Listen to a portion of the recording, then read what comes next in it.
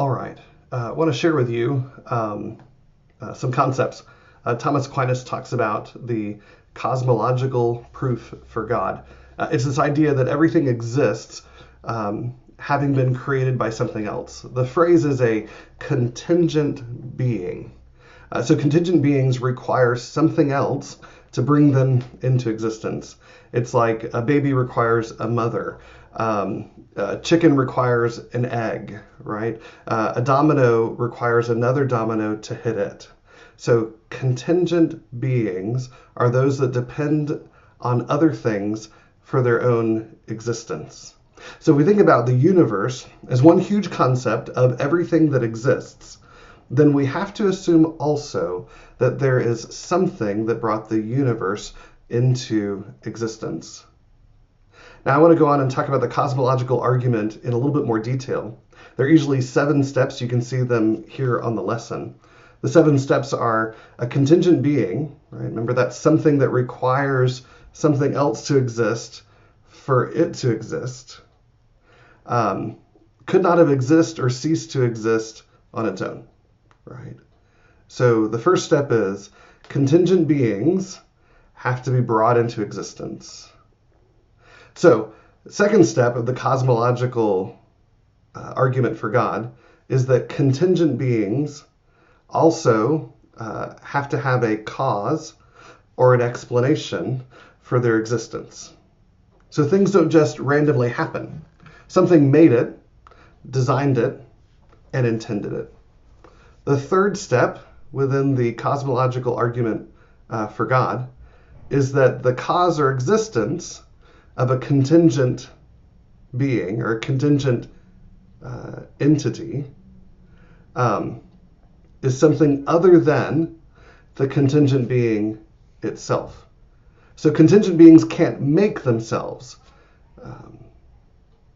The fourth step in the cosmological argument is that what causes or explains the existence of contingent beings must either be solely other contingent beings or include a non-contingent or necessary being. So necessary here means that it didn't need something else to bring it into existence.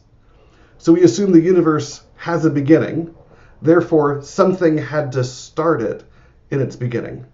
Now the universe could have been started by another created universe, which is fine, but eventually, like dominoes, there has to be somebody who pushes over the first domino.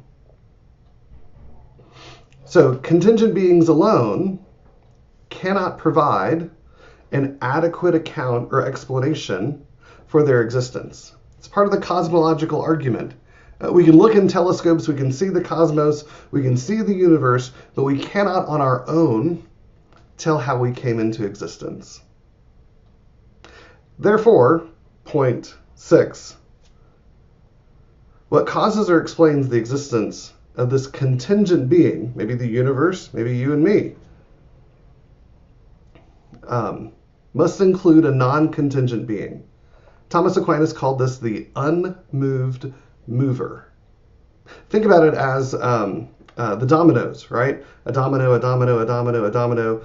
You tip over the first domino and they all go along. There's a cause and an effect. The unmoved mover is the entity, the necessary entity, that did not need anything to cause it. The unmoved mover.